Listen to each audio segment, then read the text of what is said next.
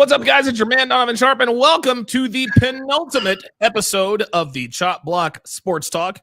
I, of course, am your not-so-humble host, Donovan Sharp. I am joined by my two partners in crime, Miami J and Jay Blaze. You know what? I've actually come up with a celebrity name for you guys. It's really obvious. Miami J Blaze. Nice. Okay, well, damn. No, is that to say that we're not doing shows after the season? Yeah, Miami J Blaze. Yeah, that was that. I thought I'd get a little bit better response at it. I guess that was bad. Anyway, listen, guys, we have a fantastic show in store for you guys tonight. Obviously, we're going to talk about the topic of the week, the Kansas City Chiefs and the referees and the calls, etc. Then we're gonna travel back in time. We're gonna take a look at our picks for Defensive Player of the Year, MVP, Coach of the Year. We're also gonna go back and look at our predictions.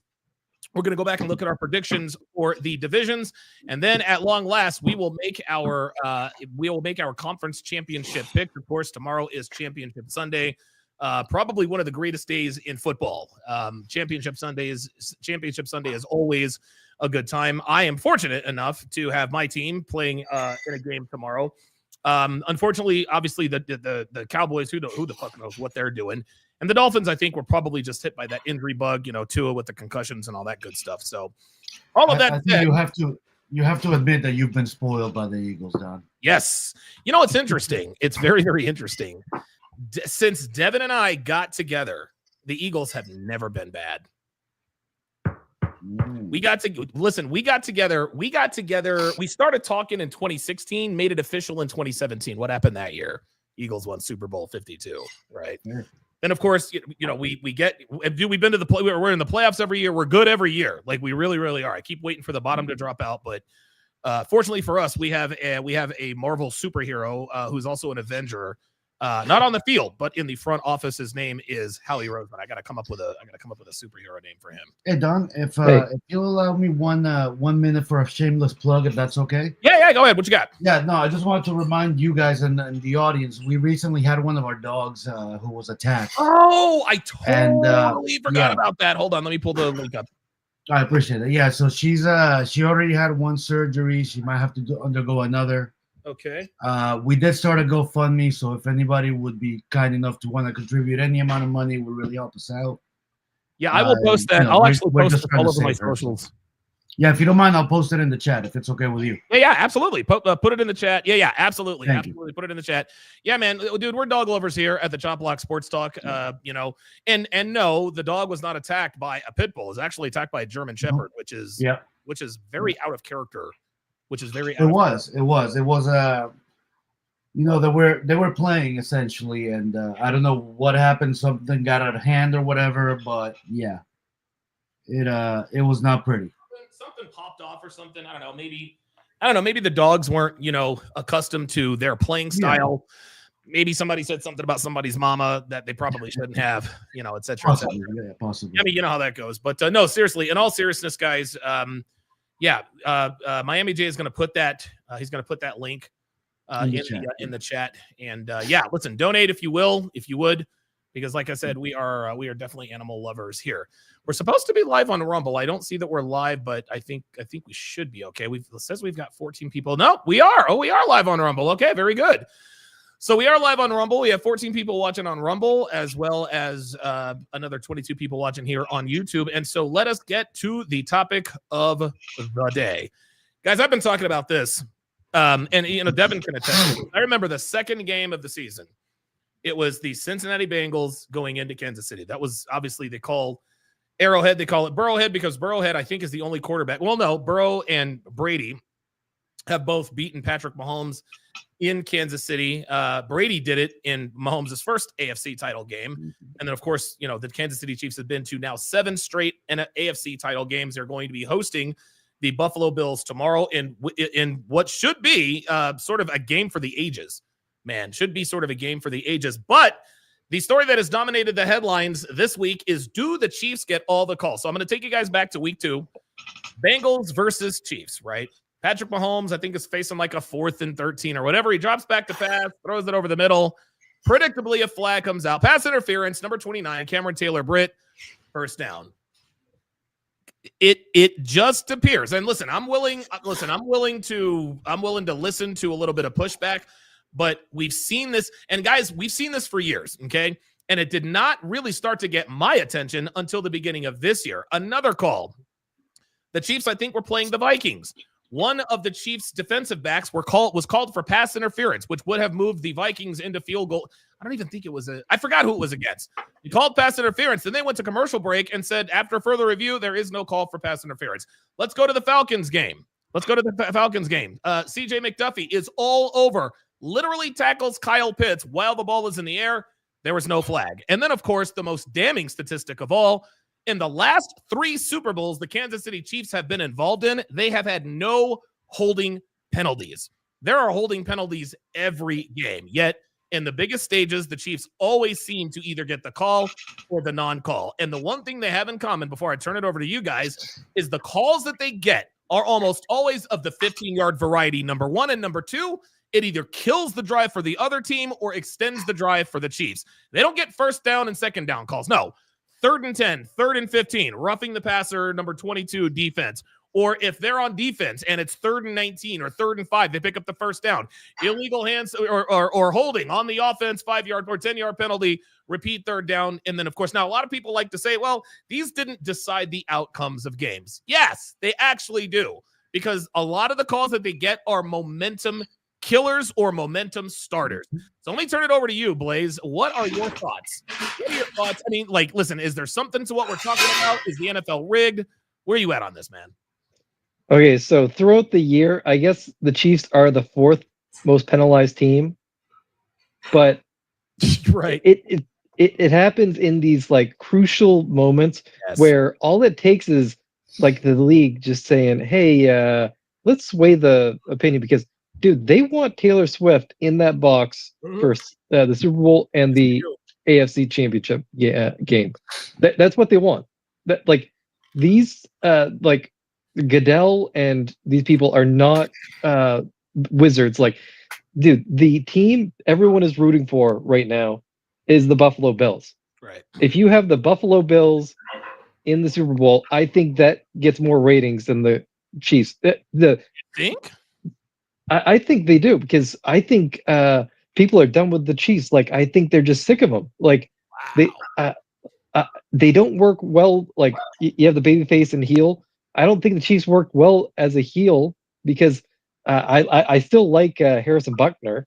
Yeah. And they're just they're supposed to be a very likable team. Like, you can't say anything bad about Patrick Mahomes. Like, he's a family man, and it's tough to root against them. Kind of, you're just tired of them, and you're tired of the league showing preferential treatment late in games, because, dude, you had 2 horrible roughing the passer calls last. Crazy. It was so, like, they didn't even touch them. They tackled themselves in one of them, and dude, I think people are just tired of the Chiefs. Like they've worn out their welcome. Before Miami J goes, listen. I guess I should have prefaced this by saying this. I like Kansas City. I like all their players. Dude, Andy Reid used to be the coach of the Eagles. He'll never have to buy another drink in Philadelphia again. We all love Andy Reid, probably one of, if not the greatest coaches in NFL history. Patrick Mahomes is already in the Hall of Fame. He's not even 30 years old yet. He's got 3 Super Bowls in 4 tries. And just like I said, Mahomes is a family man. You know, listen, he's not with a thought wife. He met his wife in middle school. There's Travis Kelce. Everyone loves Travis Kelce. He's dating Taylor Swift. He is the brother of, Eagles, former Eagles center, future Hall of Famer, Jason Kelce. There is nothing to not like about Kansas City, but it is the referees that are making them the villain. So I just wanted to make that clear. I like the Chiefs. I just don't like the referees making these calls in these critical positions. Miami J, what are your thoughts? Well, I'll throw back to another. I'll throw a question back at you. Are they getting all the calls, or have we just talked about this so much to where we're now conditioned to only remember the calls that the Chiefs are getting? Well, the answer to your question is it's non-affirmative. There are now videos out here that are dude. There are videos and graphs. Like, for example, the last 3 Super Bowls the Chiefs have been in, there have been no holding calls. That's crazy. That's the first thing. The second thing is this didn't start off as a big thing. it was kind of a fever pitch when, again, week 2 against the Bengals. And then I think week 4 against the Falcons. That's when people started saying, that's when people started doing research. Now you go on YouTube, there is video. There's video after video that shows irrefutable proof that the Chiefs do get preferential calls. And a lot of people say, now here's a lot of people's rebuttal. Well, this is the exact same thing that happened with the New England Patriots. They got preferential treatment too. Very true. That doesn't make it fucking right. That does not make it fucking right. It absolutely doesn't make it right. And when you got Troy Aikman on the broadcasters are not supposed to be biased one way or the other. The last call on Patrick Mahomes was so egregious, Troy Aikman couldn't help it. So he's like, oh, come on. Like, what are we doing here? No, I don't disagree with you. I do think that they do get, the answer to my own question is I do think they're getting a lot of preferential calls. Yeah. But, I'll also say I think I am going to say that did happen with the Patriots. You're right. That doesn't make it right either. But I think we always have this team in the NFL that the NFL itself kind of wants in that position. Before the Patriots, maybe it was the Cowboys or the Packers or the Niners. Right. There's always been that team. I just think the Chiefs happen to be the latest and greatest. But, the Chiefs dynasty will end and somebody else will come. Yeah, dynasties are hopefully the Dolphins. Yes, Miami appears to be knocking on the door to a different kind of dynasty, but we'll get into that on another day in time. But you're right. There is always, and it's interesting, we would like to say there's always a Kansas City Chiefs in the league. There's always NFL dynasties sort of come and go, right? There was the Pittsburgh Steelers dynasty back in the 70s, the 49ers dynasty back in the 80s, Cowboys dynasty back in the 90s, and then, of course, the 2000 and the 2010s, that was the Patriots dynasty. But like I said, when you now have, and it makes sense. You actually make a very good point. Is it that they really are getting preferential treatment, or is it because it's the Kansas City Chiefs? It is, and I think it's probably a little bit of both. And I remember back when I was a kid, they used to have this thing called the Jordan rules. Michael Jordan got fouled and this and that and the other. Then it was the Harden rules. He was always getting to the free throw line. I didn't agree with that either. And a lot of sports apologists like to say, well, you got to earn preferential treatment from the refs. No, preferential treatment from the refs should never be on the table in the first place. If somebody hits you illegally, there should be a flag thrown. If you grab the jersey of a defensive player, you should be called for a hold. But the last 3 Super Bowl appearances not being called for a holding call, that's absolutely crazy to me. And here's the thing.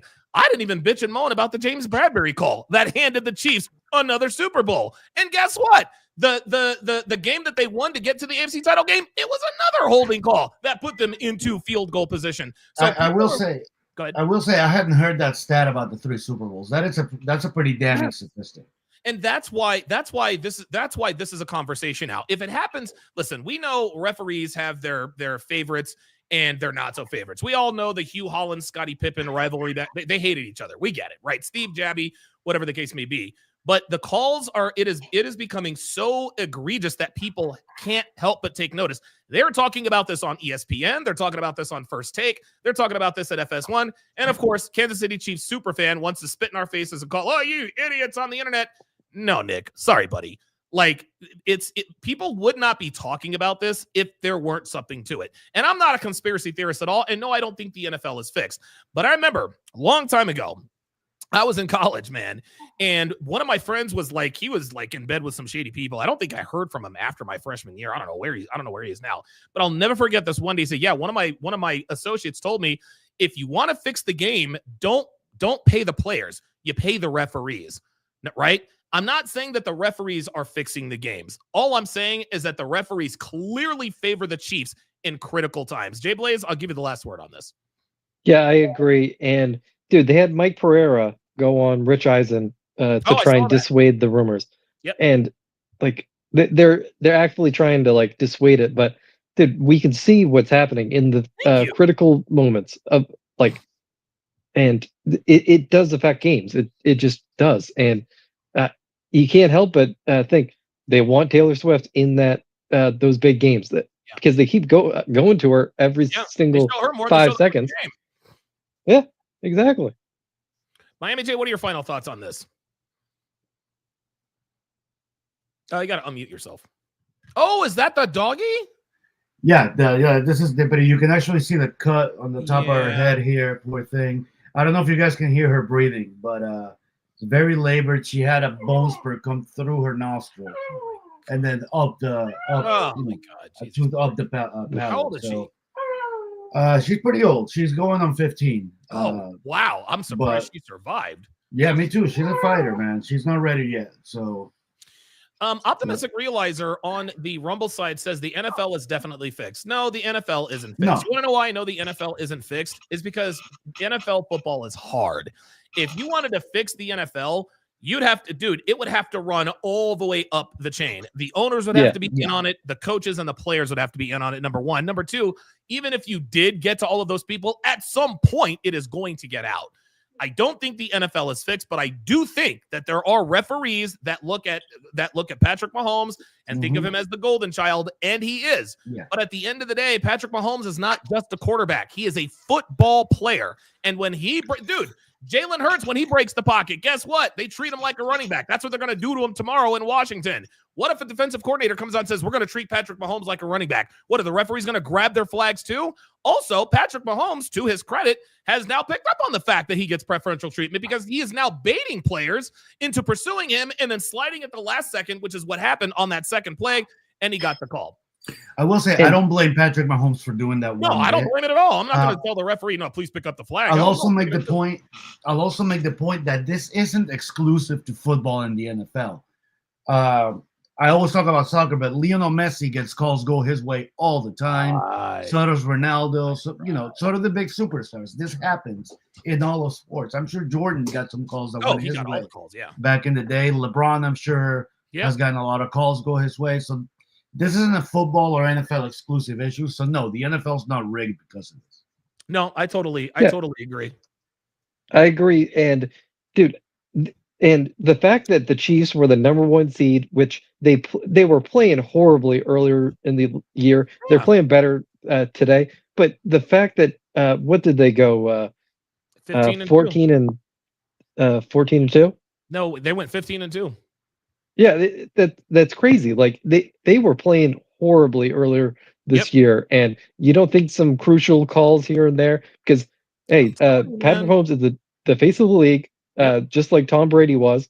And I do agree with Tom Brady's point. I think he went on coward. And dude, we are dumbing down this game so much. And a victim of it is Tua. And a victim of it is a lot of people. Like we're not practicing. These players are not practicing like how to slide, how to read defenses, and it's showing in the product. And look, one thing I'll say about the Chiefs this season that's become very apparent to me, they're exhibiting a very dangerous trait for competing teams, especially in the playoffs. They tend to play up or down to the level of their opponents. Yeah, that's why their scores have been so. That's why they're all close. Yeah, that's where all their games have been close. So they're gonna have to outlast Buffalo this time, come into their building, which they already beat them. They already beat them. So the Bills already beat Kansas City. This ain't going to be an easy game for Kansas City. No, it is not. And I'll tell you what, I will listen. I can't guarantee a lot of things. I guarantee you this: there is not going to be one controversial call that goes Kansas City's way tomorrow.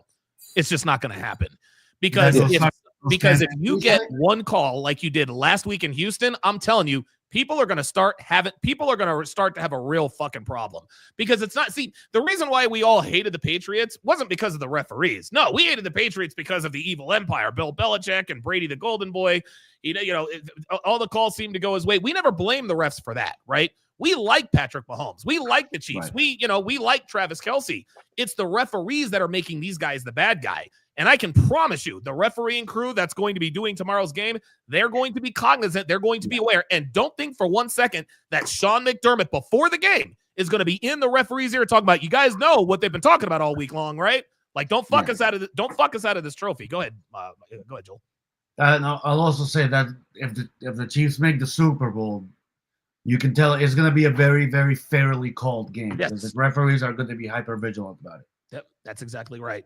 Ooh, I can see a lot of reviews happening in the next two games. I agree. I totally agree. Brusto says, well, the tuck rule was a ref thing. Yes, it was, wasn't it? Yes, it was. A lot of people say that if that tuck rule if that had gone the other way, the Patriots dynasty probably wouldn't be around. And you know what? I agree with that. Yeah, one never knows. You know but that's not a bad take. If we want to talk about bullshit calls, that is the mother of all bullshit. God almighty, like, dude, oh my God. And the funny thing is they had to go so far into the rule book to find a legit reason to give the ball back to the Patriots, from the Raiders, who rightfully, oh my God, that's how you know they're stretching. It's a bullshit call if after the game the league has to come out citing certain rules. Yes, well, rules in Section 3, bro. Rules that nobody's ever heard of. Right. Okay. Brogdon Breezy says everyone is going for Buffalo versus Washington in the Super Bowl. Yeah, Buffalo, Washington to be. I think if Washington gets to the Super Bowl, I think that's the story. Like that would be the story of the year. Yeah, that'll be the story of the Chiefs or the the Bills. That will dominate. That will dominate the headlines. Not everybody. I honestly, I want to see the Eagles beat the Chiefs. Well, so do I. I want to see I don't give a fuck who the Eagles. Honestly, I would much rather play Kansas City than Buffalo. Because if the Eagles, if we win tomorrow, I don't want the Bills. We don't match up very well against Buffalo at all. Well, we match up well against everybody, but we match up a lot better against Kansas City. Now, that's another thing. If the Bills win this game, they're gonna be hearing it all the next. Is there a bye this year between the Super Bowl? Yes. Yep. All right. So for 2 weeks, they're going to be hearing, can Buffalo finally do it? Is this the year they break the curse? Wow. They're going to be in their heads. So, they better be ready to deal with that. It's going to be a great Sunday tomorrow. It's going to be a great Super Bowl. Okay. Let us move on to our next topic. So we are now. So what has gone on is we've gotten past Black Monday, and so now NFL head coaching positions are starting to take shape, and we're going to go through each of them one by one. So the first one we're going to talk about is former Detroit Lions defensive coordinator Aaron Glenn is going back home to coach the New York Jets. I'm old enough to remember when Aaron Glenn was a cornerback for the Jets. They used to call him Aaron the Blanket Glenn because he covered everybody. Jay Blaze, what are your thoughts about this Aaron Glenn thing? Should he want to keep Aaron Rodgers? Should he look for another quarterback? What are your thoughts here? See, I'm not opposed to him keeping Aaron Rodgers because what else do they have? Like, of course, you draft a quarterback and have Aaron train him up. But they went all in on Aaron Rodgers last season, and I think it was to their detriment. But you have nothing else because Aaron's got his boys there. He's got his offensive coordinator there, and it's tough to. When they fired Saleh, their defense took a massive hit. Oh yeah, and but the Lions look bad last week, and I thought it would hurt some of their picks for coordinators, but I guess not because both of them got scooped up. No, you're right. Bobby Slowick, who was one of the hot coordinators out there, he was just fired by the Houston Texans. He was supposed to be like the Wonder Boy, hotshot offensive coordinator. Now he's looking for a job. What are your thoughts on Aaron Glenn to New York, Joel? So I'm not a fan of defensive head coaches. We've talked about this ad nauseum here. However, I do think he's a good fit in New York. Okay. I'll say that because they have a stacked defensive roster. Oh, dude, yes. That defense should be the top defense in the NFL. Yep, should be. And so I think they needed to bring a defensive head coach that's going to have that defense playing at the top of their game. The offense, look, I think they need to bring a true professional offensive coordinator, a brilliant offensive mind, maybe a Cliff Kingsbury. Yep, that's the first name that came to my mind. Get in there and run the offense, and let them run the offense. Yep. And whether or not they keep Aaron Rodgers, I don't know. I would like to say, draft a quarterback, have Aaron Rodgers teach that quarterback. Aaron Rodgers doesn't like to be anybody's mentor. So he doesn't, but he was a good mentor to Jordan Love. Like, if you watch the documentary Enigma, and it's all about Aaron Rodgers, he talks. I guess, but that took 3 years. Okay. Aaron Rodgers doesn't have 3 years left. Okay, all right, that's fair. So, yeah, you're right. Yeah, this is probably more than likely his last season. So yeah, the last thing he wants to be doing is training up some rookie. Okay, that makes sense. My take on Aaron Glenn, I agree with you, Joel. I think I do like Aaron. I would much rather have hired an offensive guy because the defense is going to be put together. But given the fact that there weren't too many offensive-minded coaches out there, Bobby Sloak was just fired. Ben Johnson got scooped up by Chicago as soon as the clock struck midnight in Detroit. And so I think this is a very good hire. I think the last offensive guy they had as the head coach of the Jets was Adam Gase. He was an abject fucking disaster. You can be you can be a successful defensive coach in the league. Bill Belichick's the greatest head coach of all time. He was a defensive head coach. Mike Vrabel, great defensive head coach. Rex Ryan, who took the Jets to 2 straight NFC title games with Mark Sanchez. He was a good defensive head coach. Hopefully, I'm pulling for Aaron Glenn because, I like him as a person. I've followed his career. Hopefully, he does not get swallowed up by New York. One last question before we move on, and we'll ask this of every head coach. How long, Jay Blaze, is the leash for Aaron Glenn? I can't imagine it. Let's just say they go 5-12 this season. I don't think they fire him. So give me the leash. How long does Aaron Glenn have to turn this thing around before people start getting impatient in New York? I think the Jets are not a great organization for head coaches to go to. I don't think it's anywhere near the top. So I don't think they have their ability to get anyone. So I think the leash is pretty long because you got to give him 4 years because another head coach will say, oh, they gave him 2 or 3 years. You can't overhaul an organization in that short of time. No, you can't. They tried it once with Aaron Rodgers, and we saw how that worked out, right? Exactly. Yeah. How long is Aaron Glenn's leash, Miami J? So I tend to think the way Blaze thinks. I think you need to give every head coach 4 years. Okay. Just because that's probably about the amount of time that it really takes to build out a roster and get your ideas implemented. However, New York, and I followed New York for a long time being a Dolphins fan, New York is a notoriously very impatient organization. Yes, they are. I think if by year 2 they're not on course to make the playoffs, by year 2 and Thanksgiving, if they're not on course to make the playoffs, he's gone. Wow, you think so? Yep. So that's especially if that defense is not up to par. You know what? I like that. I actually like that. If the defense struggles and the teams, if the team, let's just say they go 6-11 next year, but they have a top 10 defense, I think Aaron Glenn keeps his job. Yep. But then let's say they slide to maybe 5-12, but the defense is still good, I think Aaron Glenn keeps his job. I think because the Jets are not going to make the playoffs next year. So I think the litmus test is going to be that defense. We know the offense is a mess. Garrett Wilson doesn't even want to be there. Aaron Rodgers, we don't know what the hell he's going to be. We don't know what the hell he's going to do. Aaron Glenn says he wants to keep him. I don't know. I heard Whitlock actually say Aaron Glenn should actually want to keep Aaron Rodgers because if shit goes sideways, he's got Aaron Rodgers as the scapegoat. This last year for the Jets has been terrible. Everyone but Aaron Rodgers was blamed or fired. The GM got fired. Yep. Robert Saleh got fired. The offensive court, everybody, they cleaned house except for with Aaron Rodgers. Well, Aaron Glenn can say, hey, look, the reason why we're 6-10, 5-12 is because of number 8 and green. So I think he's got a security blanket there. But I think you're right. I think that if he struggles this season and next season, I don't think they fire him after year 2, but I think he'll definitely be on the hot seat in year 3. So I'm going to give him a year longer.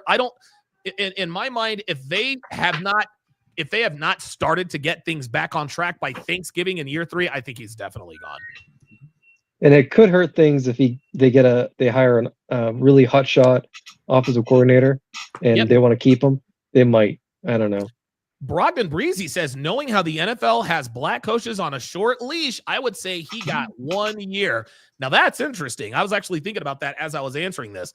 I think because of, black head coaches typically not getting as long, I think that, by definition, extends the leash of Aaron Glenn. I think they're going to give him a little bit longer, just given how Gerard Mayo was done. Anthony Lynn was sort of done the same way. It was sort of done the same way in Denver. But, yeah, I think Aaron Glenn, realistically speaking, I think the leash is 2.5 years. I think we can all maybe listen, 2.5 years, give or take a half a year in either direction. I think that's probably the window we're looking at here. So good luck to Aaron Glenn, man. I've heard he's a good dude.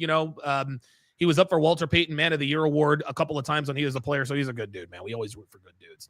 All right. And so I'm kind of surprised because wasn't he like about to get fired like 2 years ago from the Lions? Well, yes, but a funny thing happened. He upped his game and he improved that. And again, the reason why the Lions struggled. Listen, the Lions were in the divisional playoffs. Their fucking defense was a walking mash unit. They had practice squad guys playing defense. Of course, Jaden Daniels, the greatest rookie quarterback of all time, was going to light him up for 45. And I think NFL GMs, I think they cut him some slack. They're like, okay, schematically, because look what he did to Sam Darnold. Sam Darnold was the hottest quarterback going into week 17, and Aaron Glenn and the boys absolutely shut them down. So I think they gave him some grace on that. Yeah. Okay. Our next head coach is Ben Johnson from the Chicago Bears. So listen, I think we all knew that this was probably going to happen. Ben Johnson and the Bears, they've been flirting all season long. And as soon as the clock struck 12 in Detroit, they introduced Ben Johnson as their new head coach. Jay Blaze, how do you think this is going to be for Ben Johnson? Okay, so I heard he's quite the introvert where he'll just go into his room and just draw up plays. That doesn't really work as a head coach. So I think it did help that they got Denise Allen as a defensive coordinator because he can. Right. Yeah, I think he can help give some advice to Ben Johnson. But it's going to be very interesting because most of these guys that are kind of like off the wall, he might be sort of like a McDaniels where he's kind of like off the wall. But I'll be curious how it goes and. Yeah, it's going to be interesting because the Chicago guys, these quirky offensive guys are always media darlings, aren't they? Yeah, exactly. And I did like how he played off Brady because if you listen to Brady during the NFC game, he didn't say anything about Ben Johnson. Nope. Brady wanted him for the Raiders job like badly. Yeah, and so I think he used that for his advantage, and he got a big payday. No, I agree. Yeah, he got a huge payday. Miami J, is Ben Johnson the right guy for the Chicago Bears? He is. I think so. I don't think Chicago's the right team for him. I don't think Chicago's the right team for anyone, but that's on me. Yeah. I think he'll do well in Chicago. I don't know about Caleb Williams, but I think if there's anybody who can probably get the best out of a quarterback, is somebody like a Ben Johnson. So, if Caleb Williams can't succeed with Caleb Johnson, then I think he's definitely done. Oh, wow. That's right. That was one of your predictions, is that Caleb Williams would be a bust.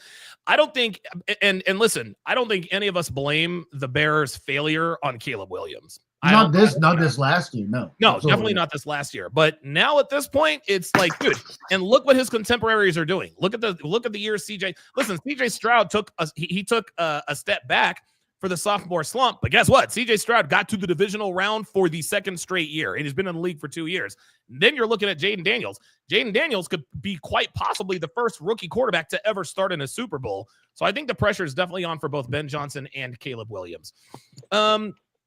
Optimistic Realizer on the Rumble site says, I think the finals are big time rigged. There are too many bogus plays called to let the Chiefs win. Scott88 says, yes, it's just like the NBA. The NFL is just as scripted and rigged too. Again, listen, I don't subscribe to this whole NFL thing is rigged because there are just too many moving parts in an NFL franchise. The NBA, I don't think that's rigged either, but just given the whole Tim Donaghy situation, and again, just like my buddy told me, if you want to fix games, you don't need to pay anybody but the referees. And Tim Donaghy, former NBA referee, proved just that. So I'm not going to go as far as to say I think that the NFL or the NBA is rigged. I think they're way too. I think that there's just way too much that could happen. And if you want to rig these kinds of sports leagues, way too many people have to be involved, and people get pissed off all the time. There has to have been a whistleblower at some point. We're sitting here talking about the referees, right? If there was even a sniff of something being fixed, I think we would probably know by now. Yes, Brandon Storball, haven't seen him in a while, says the Bears could have had Patrick Mahomes. Yeah, they could have also had Deshaun Watson, which this turned out to be. They would have ruined him. I mean, 17 other teams could have had Patrick Mahomes, right? Actually, 9 other teams could have had him. Yeah, Look at the 10, yeah. that's a lot. But Patrick Mahomes is not Patrick Mahomes without Andy Reid and the Kansas City Chiefs. Yeah, of course, absolutely. I mean, to me, it's gotta be the marriage between the coach, the organization, and the quarterback. I agree. I don't think he develops the way he did in Chicago or anywhere else. No, not a chance. Not a chance. This is why organizations matter, and this is why Caleb Williams expressed concern over going to the Chicago Bears, and he didn't want to make a big deal out of it because he didn't want to be a malcontent, but we saw on Thanksgiving Day exactly why Caleb Williams was apprehensive about being a part of the Chicago Bears. And you can't blame him, honestly. No, you can't blame him. Not a bit. Yeah, the Jets are a poorly run organization, and so are the Bears. Go ahead, Jay Blaze, my bad. Yeah, they're horrible owners, the Bears. So, yeah, I wouldn't have blamed Caleb for saying no. I don't want to go to the Bears. Yeah. Oh my God. Brewster says Caleb Williams is kind of delusional, though. Okay, that doesn't mean he's not he has generational talent. I don't listen. I don't care if my quarterback is delusional as long as you show up every Sunday. Go ahead. And if the league was rigged, you would not be seeing the Redskins in the NFC finals. Hell no. Hell yeah. If the league was really rigged, Washington would not be in the NFC title game. The Level Up Man says, imagine if Sean Payton had got his hands on Patrick Mahomes to the Saints. Yes, you would probably see something similar to what's happening in Kansas City. Yeah. You gotta where you go absolutely matters. Okay, let's go to the next head coach. Interestingly enough. Wait. Sorry. How long of a leash are we giving Ben Johnson? Oh, dude. How long of a leash are we giving Ben Johnson? Miami J, how long do you think he has? I think they give him a while. I think they give him 3 to 4 years easily. Okay. I think that was a big investment. They put a lot of money behind it. Yeah, they did. And at least the organization, they got to feel that the marriage between him and Caleb Williams is going to work out. I agree. I think they give it. I'm sorry. Yeah, sorry. No, I think they give that marriage at least 2 years before they go out and think of another quarterback. Okay. Brusto says 3 years. Trini Boy says 2 years. What say you, Jay Blaze? I'm going to say 4 years because, again, the Bears are not a good landing spot for a lot of coaches, so they're going to give him a big leash. Yeah. No, I agree. Ike Mott Turner says, I remember when NFL teams were playing some, he says, I think some NFL teams are playing some rookie quarterbacks too soon. I remember when they used to sit for a year and learn from some vets. I remember that too.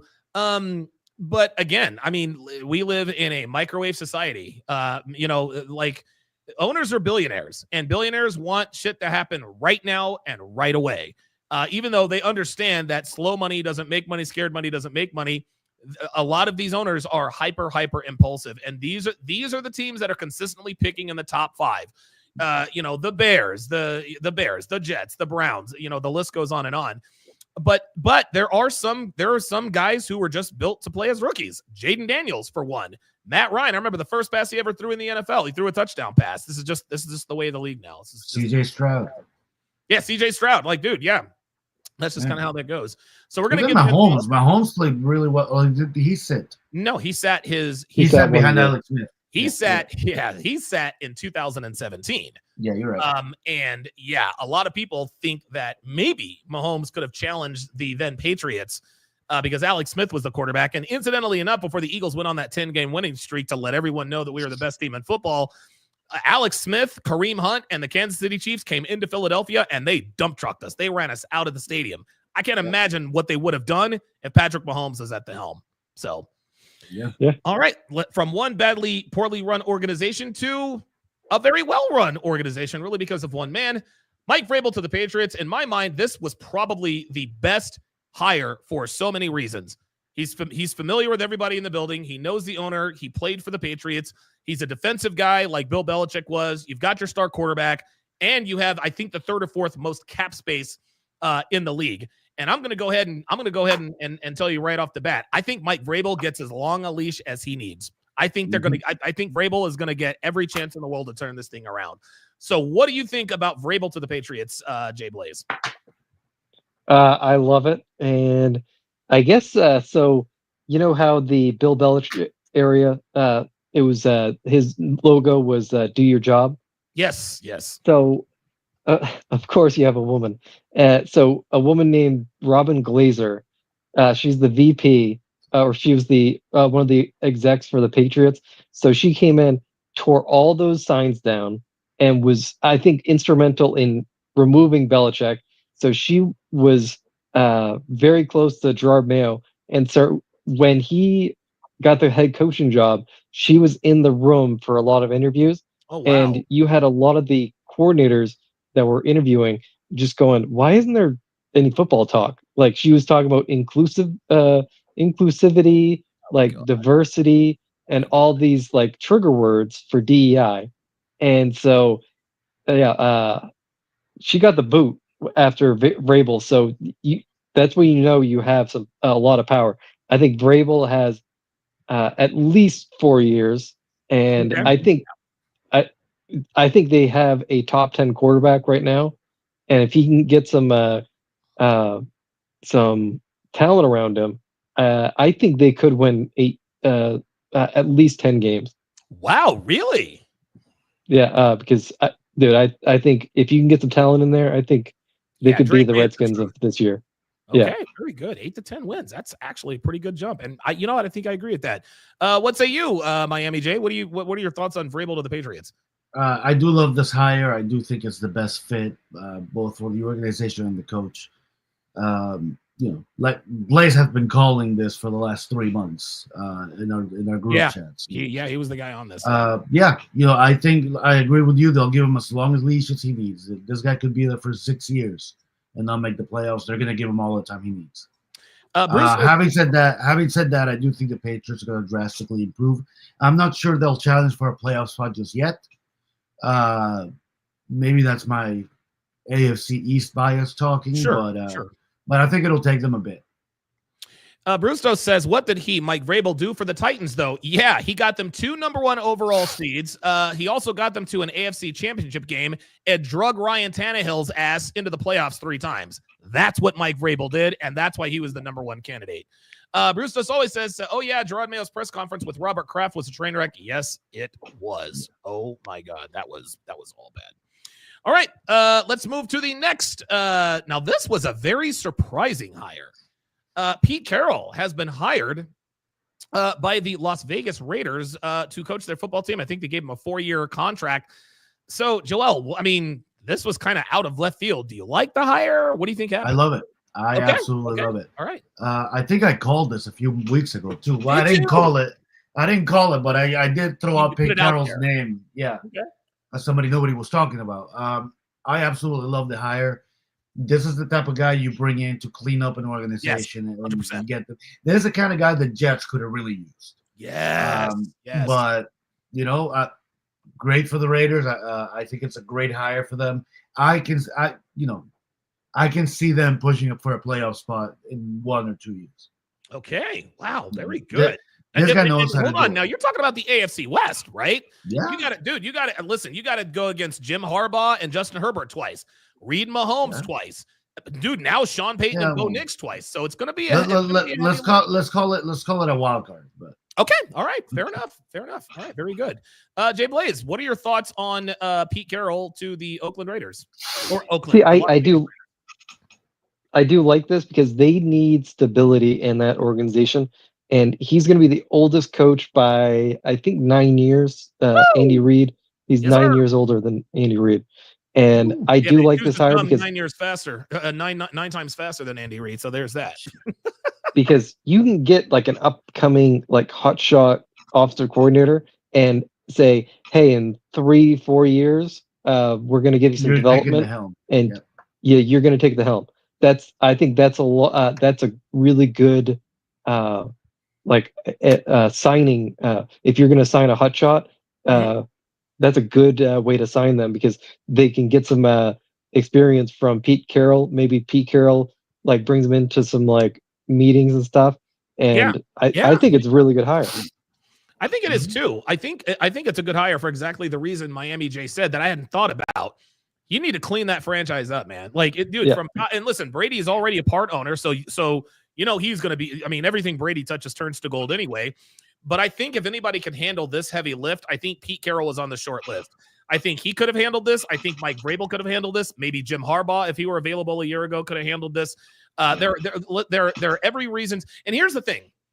I don't think the Raiders are thinking of Pete Carroll as a long-term solution, but I don't think Pete Carroll agrees with that. I think Pete Carroll is like, dude, I'm going to come here and I'm going to win a Super Bowl. Now, we know that they're not winning a Super Bowl with Gardner Minshew or Aiden O'Connell. So now let's go back to the panel here. Jay Blaze, do you think the Raiders should move up to draft Shedeur Sanders or Cam Ward?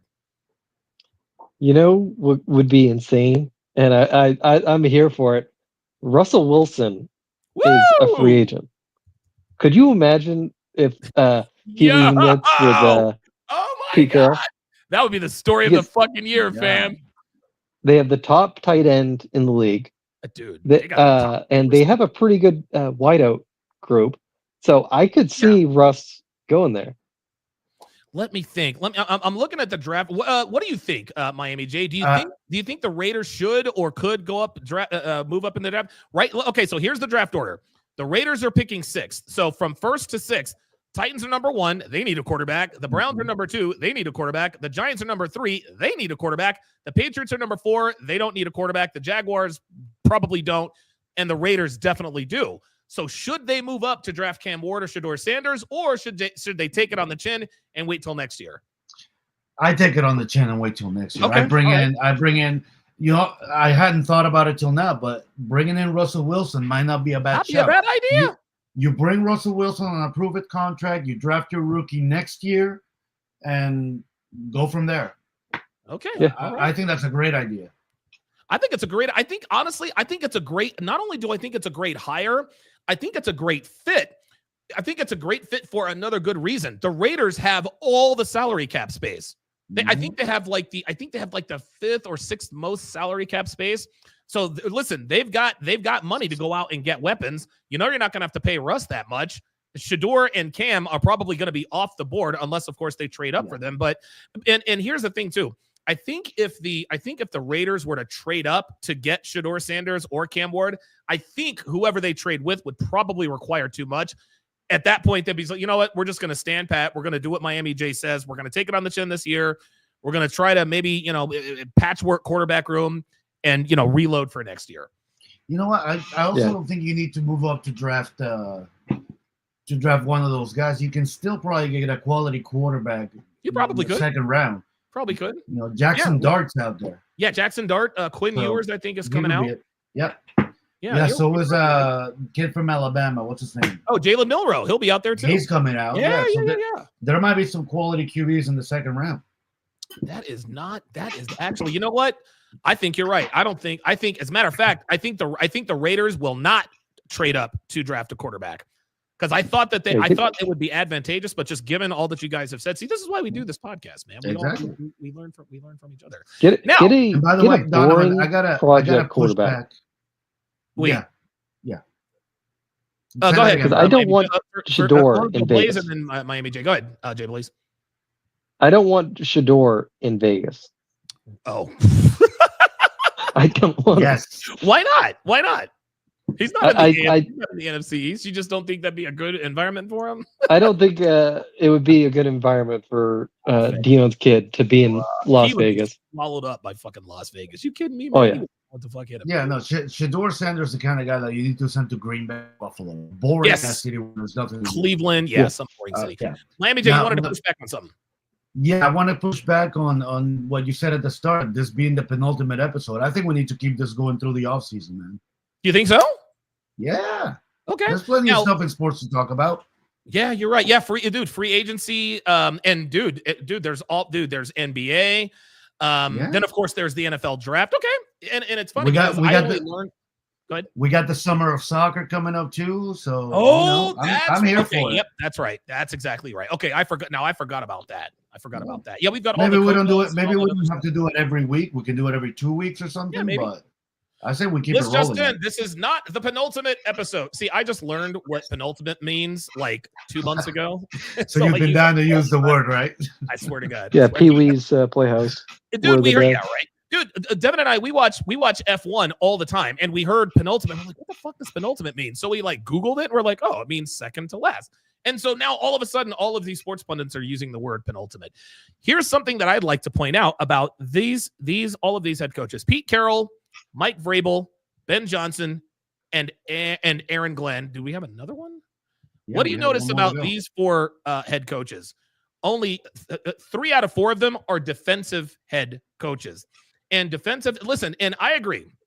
I'd much rather have an offensive guy than a defensive guy because I think that defensive coaches in today's NFL probably fail a little more than offensive head coaches. But I think the best way to be a successful defensive head coach, got to have the quarterback and you've got to have an offensive coordinator. And guess what? Mike Vrabel is in the best position. He's got his quarterback and he's got Josh McDaniels back. So watch out for the Patriots to make a jump next year. I agree with you. McDaniels is back in New England? Huh? Yeah. Josh McDaniels, yes. Yeah. How many times is he going to go back and forth with you? Like, he's been there like a dozen times, dude. Yeah. Like, it was actually there last week, then they fired him, then they hired him again. So, yeah, Josh McDaniels is always going back to the Patriots. But, yeah, he's got that familiarity. I think Vrabel to the Patriots, I think that's probably the best fit all around. You got 2 guys who have coached and played in the organization. You know the building, you know the owner, you know the people, you know the fan base. The fan base is going to love you. They're familiar with you. And I think Vrabel's going to have as long a leash as and I don't even think Vrabel will have that long. I don't think he'll need that long a leash. I think he'll have the Patriots turned around in 2, maybe 3 years at the most. Hopefully not, being a Miami fan, but well, yeah, of course. And listen, I do now. Listen, we don't want Shador in Vegas. I definitely don't want his ass in Dallas. That's for goddamn sure. Broadman Breezy says Jackson Dart is going to be a bust because he doesn't know how to play under center and has no pocket awareness. That I agree with. Jackson Dart is like he is the typical, read option. He's never had to turn his back to the defense. And if you never turn your back to the defense, it makes it very hard to deceive said defense. Yeah. Okay. We're talking about Liam Cohen too. Liam fucking Cohen. Oh my God. Dude, did he pull off some gangster shit or what? Dude so for those of you who have been living under a rock, Liam Cohen was made the offensive coordinator by the Tampa Bay Buccaneers. They made him one of the highest paid offensive coordinators in NFL history. Well, the reason why he went to Tampa is because Jacksonville offered him the job, but he didn't want to go to Jacksonville because of the general manager, Trent Baalke, who also did some dumb shit out in San Francisco. He got rid of Jim Harbaugh's ass, which was really fucking dumb. Trent Baalke is not a good GM. Guess what? The Jaguars said, all right, we're going to get rid of Trent Baalke. They put in a call to Liam Cohen. Liam Cohen picks up the phone. They're like, yo, we're going to hire you as our head coach, and we're going to pay you $15 million a year. That's Bill Belichick money. You better fucking believe you should take that. What are your thoughts on that, Mike? Jay, me or him? Yeah, dude, I thought it was gangster, and yeah. I thought Brady should have been going after him all along because, dude, that is some gangster stuff. And dude, he had the best offense on third down. He was averaging 28 points a game. Yep. And dude, Baker loved him. And it like maybe he's a year, maybe 2 away. Like he probably could have done with some seasoning here or there. Yeah, he's probably a year too early. Yeah, but I did like it because he's going to, and he's going to Florida that has no state income tax, and he's all set. And it's Jacksonville; they don't expect him to do anything in the first 2-3 years anyway, right? Exactly. What are your thoughts on the Liam Cohen situation? I gotta say, you mentioned that at the start of the comment. I'm the guy who's been living under a rock. I don't know anything about it, so I don't want to comment. Oh, okay. Very good. Very, very good self-awareness. Here's what you need to know. This dude pulled off some gangster shit. Like, I believe this dude probably utilized his leverage the best of anyone I think I've ever seen. Nobody knew who the fuck this dude was. And all of a sudden, he is now the highest paid coach in the NFL. It's insane. It's absolutely and sounds Tampa Bay hates him now. Of course they hate him. I would too. Yeah. I would too, man. Yeah. I would too. Okay, and so what we are going to do is we are going to take a walk down memory lane. I need the Myron Gaines memory lane button. So what we're going to do, guys, is we are going to talk about our division winner predictions, and we're going to go a step further. I've managed to pull up the video. And hold on, just give me 1 second because I have learned. I want to see this. I'm going to stop the screen This is And gonna now be great. I'm going to share the tab, and then I'm going to enable the sound. Wait, share the screen. Okay, Chrome tab. There we go. And share the audio. Got it. So here are our division winner predictions from this was months ago. Here we go. Very good. I like the Did you guys hear that? Yep. Oh, good. Yeah. Miami. I'm sorry. Jay Blaze, literally the same. It looks like you guys have the same picks. Jay Blaze, explain yourself, my friend. He's a copycat. Explain yourself. Yeah, I posted mine earlier than yours. No, you did. No, you posted. I think he posted his. I think Miami J posted his last week, but I can't disagree with that. I said mine last week. Oh, okay. Well, he's like, all right, fine, whatever. Okay, so we can see our division winner predictions there for Jay Blaze. Let's so here's the thing. Let's just do this. That was actually pretty funny.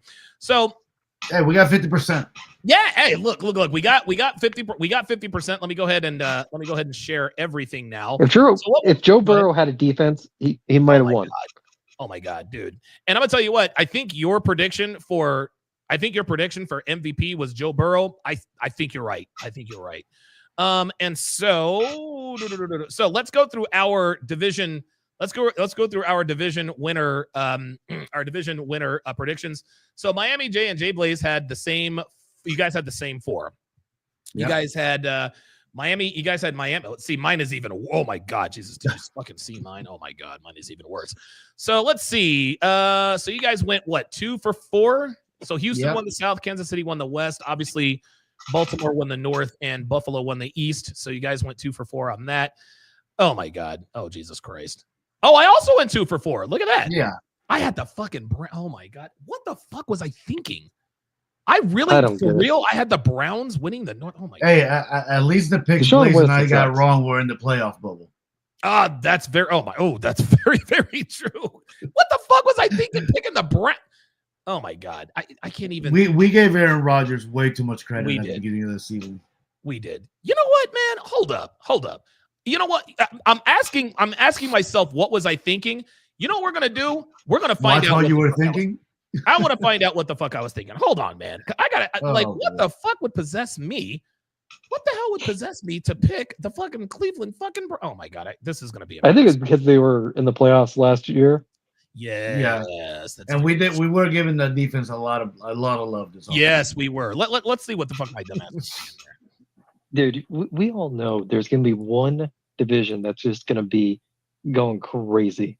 So, but yeah, division. Okay. All right. Like I think Windows. So that's one Stroud at AFC game 5. If CJ Stroud, we forgot all about. Sorry, if he. Fair enough. Because Mahomes went to the AFC title game his rookie year.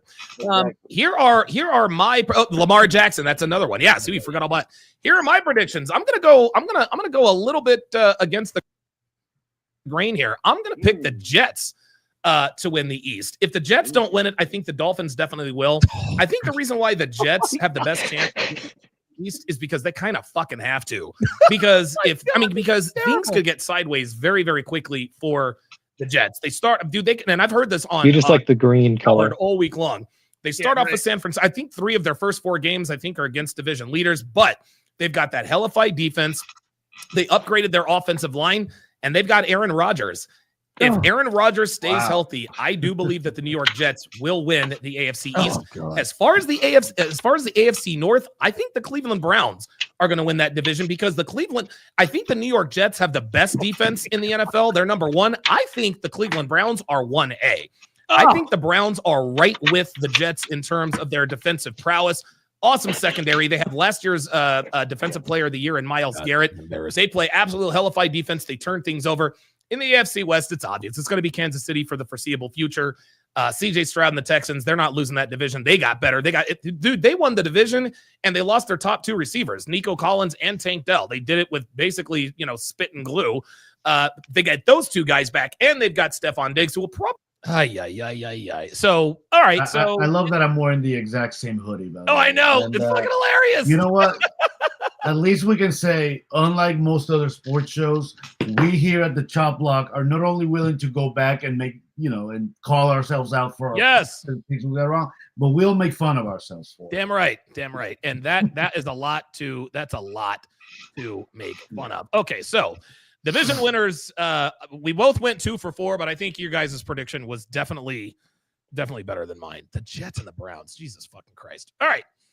Division winners, Jay Blaze. All right, so our division winners for the NFC. So Miami J, you had the Eagles in the East, the Niners out west, the Lions up in the north, and the the Falcons down south. I think you went 2 for 4 here too, didn't you?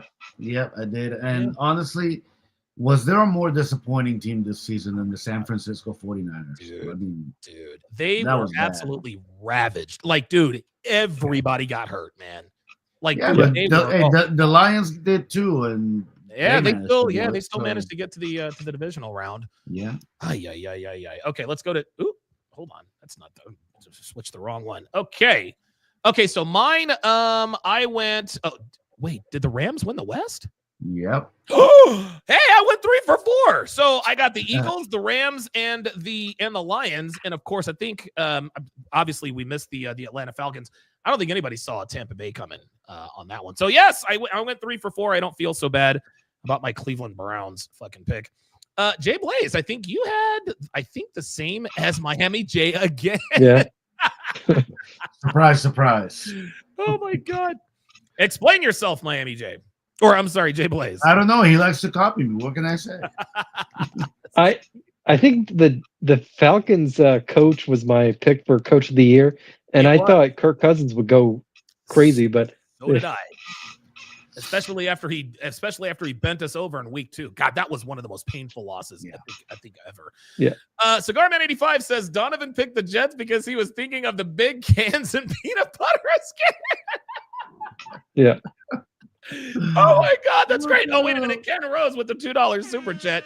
This is great that I kept all these graphics, man. All right, let's go to the next predictions. So now we are into the awards. We're not going to be doing a show next week, but I think we all know we'll definitely do a show on Super Bowl weekend. I've got some stuff to do next weekend, but Miami J, your offensive rookie of the year was Brock Bowers. And I'm going to tell you, we all know Jaden Daniels is probably going to win it. This pick was listen, you might not have gotten it right, but you did not get it wrong. Yeah. Look, I still think he's a dark horse to win it. He might. He still might. It could happen. But yeah, I do think Jalen Daniels has it. But hey, this one could happen. It could happen. I think Brock Bowers is the best tight end in football. I'd put him right up there. Yeah, I think he's the best tight end in football. I really do. Good call. Good call on that. Let's go to. So my pick for offensive rookie of the year. So you were a little closer than I was. Hey, I'll say the same thing about you. Yeah. You may not get this right, but you didn't get it wrong either. No. Bo He's Nix gonna had be a 10-year great vet. rookie year. He went 10-7. Got to the playoffs. Of course they ran into the bus. That was the Buffalo Bills. But dude, listen, man. Bo Nix has established himself as the quarterback of the future in Denver. I don't think there's any doubt in anybody's mind.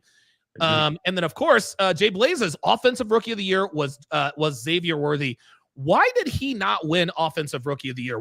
Because I think we were thinking he was going to be sort of like the next coming of Tyreek Hill, small, very, very fast, but they really used him as like a gadget guy, didn't they? Yeah, I don't understand it. Well, I thought he was so. Yeah.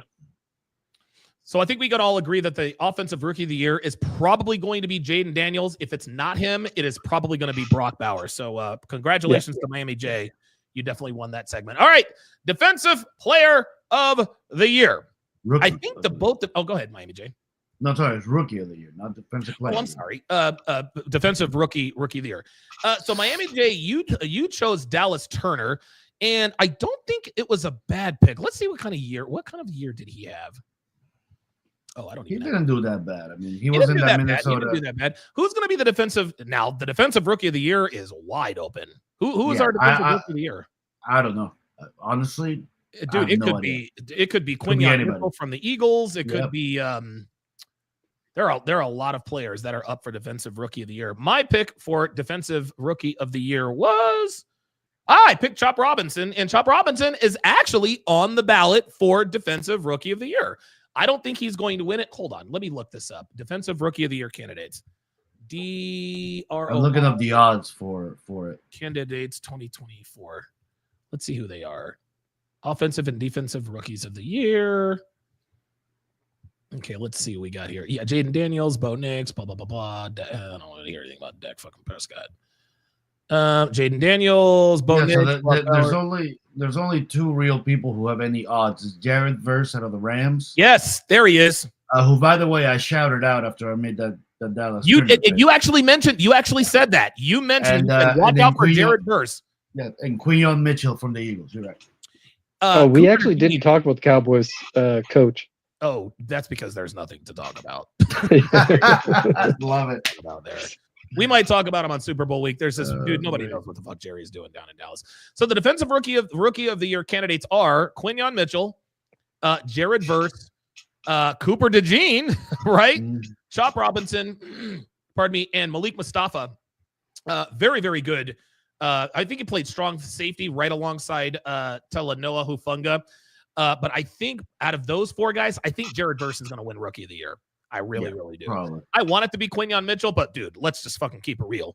Jared Verse is going to be that dude is going to be like a Myles Garrett, Nick Bosa, TJ Watt type of dude. Like he is that fucking dude. Like he is awesome. So again, Turner was your Defensive Rookie of the Year candidate. Not a bad pick. Not a bad pick at all. Offensive Player of the Year. Oh boy. Well, did I have to get that wrong? Now we're now we're getting into the embarrassment. All right, Miami J, explain yourself. What happened? What went wrong? Tua got that's it. That's all I can say. Tua got injured. Yeah, Tua got hurt, man. What else can you say at this point, honestly? Do you think that now remember his press conference, or by the locker room, he's like, "I'm out." Do you think he leaves Miami? No, I don't. Miami will move heaven and earth to keep him here. And quite honestly, I think he was frustrated at that time. I do think he likes Miami. His family's happy here. Yeah. His family's happy here. He's happy here. Dude, you live in Miami. Yeah, I mean, come on. And your quarterback. Listen, if Tua can stay healthy, man, life is fucking good. Yeah, life is it good. is. No, look, but Miami might be the team, other than maybe Kansas City or Cincinnati, most dependent on their quarterback staying healthy. Yes. There's no room for error there. My Offensive Player of the Year, I almost want to cover my eyes here. Oh boy. Yeah, Debo. Yeah, Debo had a bad year, man. He did, and then of course he was hurt. Listen, man, he is still my favorite player in the league, man. I think he's going to have a bounce back year, but clearly my Offensive Player of the Year certainly did not pan out. It looks like he took this picture right when he took his helmet off too. So anyway, Justin Jefferson, Offensive Player of the Year. Now here's the thing. Wait, yes, Justin Jefferson is that was Jay Blaze's pick. That's not a bad pick. I don't think, and Justin Jefferson had a really, really good year until, of course, at the end. What are your thoughts here, Jay Blaze? I think I was right that Sam Darnold had a really good year, and I guess he just fell off towards the end. But yeah, I thought it was a good pick. So, who is going to win the Offensive Player of the Year? What do you guys think? I mean, it could be Saquon. I think. The four nominees. The five nominees are Saquon Barkley, Joe Burrow, Derrick Henry, Jamar Chase, and Lamar Jackson. I think Saquon's got this one on lock. Yeah, I think it's Saquon. That's a hell of a lineup, though. Dude, Jamar Chase won the Triple Crown. He had the most yards, receptions, and touchdowns. Notice none of the people we predicted got even nominated. Nope. I got Saquon Barkley winning this all the way. I think I think Saquon will probably win it, though I'm not as confident because of Jamar and Joe. Jamar Chase is just, dude, he's going to be the first $40 million a year wide receiver. Okay. The Bengals should have paid Jamar last year, and now they're going to pay through the nose this year. All right. Defensive Players of the Year. Miami J said Micah Parsons. I think mine was also Micah Parsons.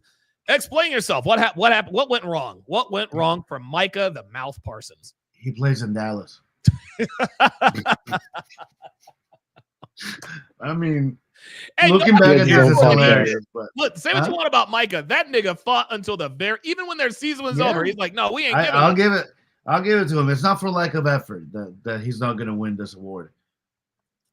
You know, Plays but in Dallas. at the end of the day, you know, he plays for Dallas, and with an offense as incompetent as that makes it really hard on any defense. So that's what happened.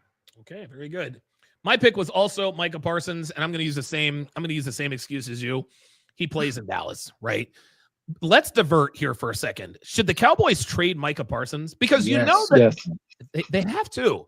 Because if they pay Micah Parsons what he is worth, which is north of $40 million a year, they are doubly screwed. Look, I've said this before, and I'll say it again. They don't need to just trade Micah Parsons. They need to trade CeeDee Lamb, and they need to cut Dak Prescott. Yep, absolutely. All three of them got to go. They all got to go. That is the only way they get out from under this mess. That's the only way. You signed Dak to a 4-year, $240 million contract, and he's coming off surgery. And you know what? That's not even going to get them out of the mess. That'll just help them cut their losses. Jesus fuck, man. Oh my god. Well, they have a bad coach, a bad quarterback. Yep. So just the next 4 years are just throw it in the trash. Yeah. Now, pretty much. There is a silver lining. Believe it or not, there is a silver lining here. The Cowboys are going to be really bad the next 4 years. You know what that means? That means they're going to have very high first-round picks over the next 4 years, which you could use to trade up, maybe trade for better players. Maybe you hit, because listen, the Cowboys, they actually draft pretty well. And listen, we can say we want about Dak Prescott. He outplayed his draft position. This dude was drafted in the 4th round and managed to play himself into, he's been to the playoffs a few times. He does have a playoff win, and yeah, he shits the bed, but he was a 4th rounder, so good for him. I swear to God, I thought you said the silver lining was going to be that the Eagles are going to have an easier time. That's a given. Like, dude, I'm not even. One thing that Cowherd says, he says, ask what your rivals think. Brian Schottenheimer just got hired as head coach of the Dallas Cowboys. We ain't worried in Philly. Like, yeah, I wouldn't be either. Bro, like we pencil in. It's going to be 2 wins a year against the Cowboys for the next 3 seasons, man. We already know. The thing that hurts all of us, Jaden Daniels is in our division. Oh, yeah. That fucking. Let me just look. Let's divert. That fucking kid is gonna be a problem. Yeah. Jaden Daniels, he is going to be an issue, and it fucking blows that he is in the NFC East, because I've never seen anything like it. And we'll talk more about him here in a little bit because we're going to be doing our Super Bowl picks. But dude, I'm not worried about Dallas, okay? I am worried about Washington. You've got a superstar quarterback who might play in the Super Bowl in a couple weeks. And oh, by the way, you're not paying him anything. They have the second most salary cap. The only thing that gives me a little bit of solace is that we have a superhero in the front office. He won't let Washington get too far out front. But Jaden Daniels is going to be a problem for a lot of teams for a lot of years, namely the NFC East. I will say this. Look, one thing I do predict, because of what you just said, they have a lot of cap room. They have a rookie quarterback who they don't have to pay for a few years. Mm-hmm. I expect, and actually common sense dictates, that Washington should be the most active team in free agency. Absolutely. 100%. Absolutely. Yep. They should be not only should they be the most active team in free agency, they should be the most active team in the draft. Yeah, that too. They got to be aggressive. Listen, I think the Eagles Super Bowl window was this year and next year. Okay. Yep. It is no longer this year and next year. This is it for the Eagles, because honestly, if we don't beat Jaden tomorrow, I don't think we ever will. I think Jaden Daniels is going to be the roadblock, because right today he is a better quarterback than Jalen Hurts. He's a better quarterback than Jalen Hurts. Absolutely. The kid is unfucking believable. It's like I've never ever seen anything like it. It's just insane. This is actually the best of the 3 picks. Jay Blaze picked Aiden Hutchinson as the defensive player of the year, and if he hadn't snapped his leg in 2 in Dallas, I think he would probably have north of 20 sacks. Yeah, he would have won. He would. Bundale Save. Devin loves that commercial with him doing the ballet thing. Yeah, get well. Hopefully, Aiden Hutchinson. Listen, he'll come back strong next year, and I think he's probably the leader in the clubhouse. Up there with Myles Garrett, Nick Bosa, those kind of guys. TJ Watt for Defensive Player of the Year. Good call. I don't think, even though he's not going to win it for obvious reasons, I don't think he got this wrong. I think he was well on his way to at least being on the ballot for Defensive Player of the Year. He still has a hot sister. Yes, he does. Oh, yes, he does. Jesus Christ. I'm not going to fuck with her because, that's her brother, and I'm not trying to mess with Aiden Hutchinson. Yeah. Got a question from Brogdon Breezy. Yeah, send in your questions, guys. He says, do you guys think the Giants will be the most dangerous team? Oh. Isn't that cute? No. No. Look, I appreciate it, and you got to have hope as a Giants fan, but no. The Giants will not be a dead.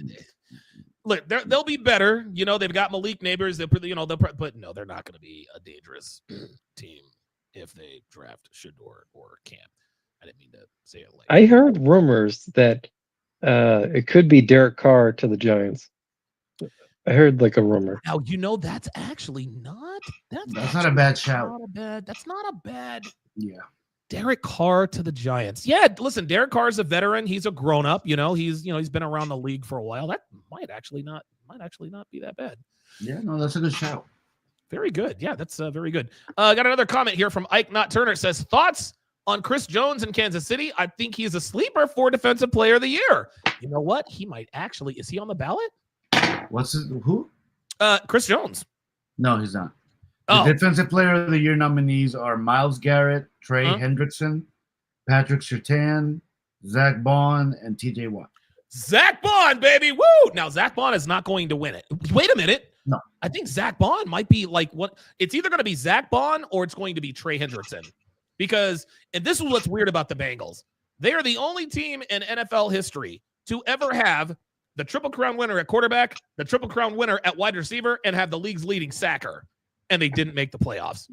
Yeah, true that. But yeah, listen, I wouldn't be mad if Chris Jones were on the ballot for Defensive Player of the Year because he's a pain in everybody's ass. For sure. I don't know. If I'm betting on Defensive Player, I'm betting on Patrick Surtain. Really? You think Surtain's going to get it? If I'm betting, but if I were to I bet, tend to lose more than I win. That mattered to me. See, that's the thing. I didn't really, and I know Patrick Surtain is a shutdown corner, so his numbers might not be gaudy, and that might be the reason for his numbers not being gaudy. Yeah, I really want Zach Bond to be the Defensive Player of the Year. I don't know that you guys know this, and I'm an Eagles fan, so I keep up with all this stuff. Zach Bond, that was the best free agent pickup of the entire year for every team. This dude was a special teams guy in New Orleans in obscurity, and he is the league's third leading tackler. I think Budda Baker has the most tackles. Nick Bolton for the Chiefs is number 2. Zach Bond is number 3. That dude is literally a tackling machine. Okay, let us go to the next. The most valuable player. Boy, I'm gonna tell you what. This was one of the reasons why the Niners were the most disappointing team in football. Christian McCaffrey's season never really got off the ground, did it? I think week 4 he was done, something like that. Yeah, dude. Like he missed. I think he missed like the first 8 games or something like that. This is why He started out playing. He played like the first 3 or 4 games. No, he did not. He missed the first. He started off the season on IR.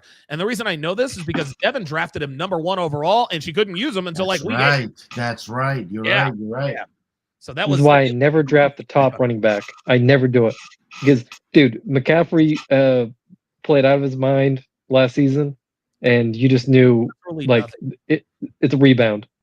Yeah, fair enough. I do think he is in line to have a rebound year next year because, he's got the injuries, but, he didn't really play this year. So, he'll be on fresher legs, I suppose. I will say, if he can come back from this year and be as productive as he's been, throughout his career, maybe lead the NFL in rushing, something like that, we got to start talking about this kid for Hall of Fame. I agree. He's been good for a lot of years. And I think, and it's interesting, his resume is very similar at this point in his career to Alvin Kamara, who I still think at this point, borderline Hall of Famer, Alvin Kamara, but I think he's a Hall of Famer nonetheless. Maybe not at first ballot, but I think Alvin Kamara definitely gets it. 100%. Okay, so nobody blames you for that one. My most valuable player, now, of course, I took the easy way out, and I said Patrick Mahomes. Patrick Mahomes had an off year, but here he is in yet his 7th straight AFC Championship game. Not even nominated, though. Say again? Not even nominated. Not even nominated. Nope, not even nominated. Yeah, that's pretty crazy. Jay Blaze, your most valuable player.